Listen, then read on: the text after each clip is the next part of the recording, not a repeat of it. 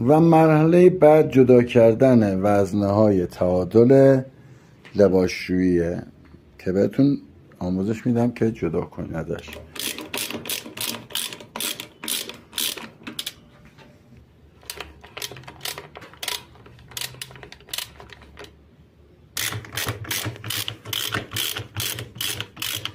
و وزنه‌های تعادل جلوی لباسشویی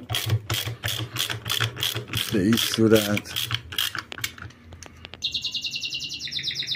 یک عدد از وزنه‌ها رو جدا کردیم. بریم برای جدا کردن وزنه دوم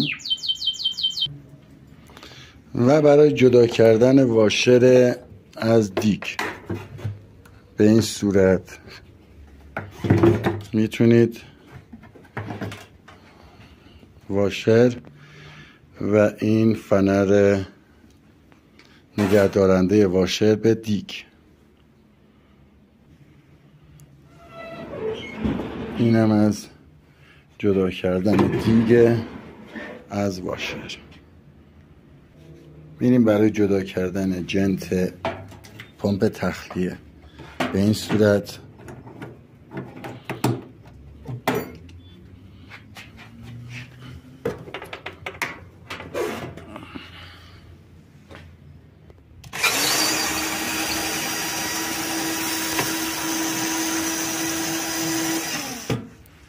این هم از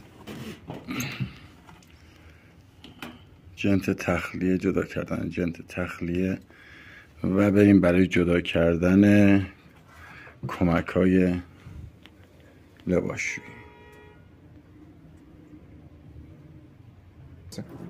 بعد از جدا کردن کمک و هیدروستات، دیگ رو به این صورت از داخل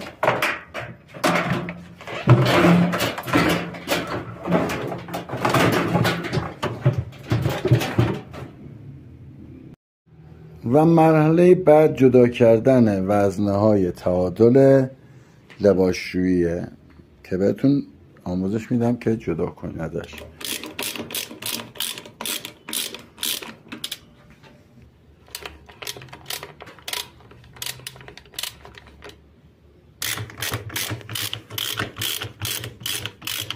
و وزنه‌های تعادل جلوی لباسشویی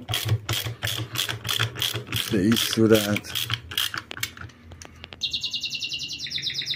یک عدد از وزنه‌ها رو جدا کردیم. بریم برای جدا کردن وزنه دوم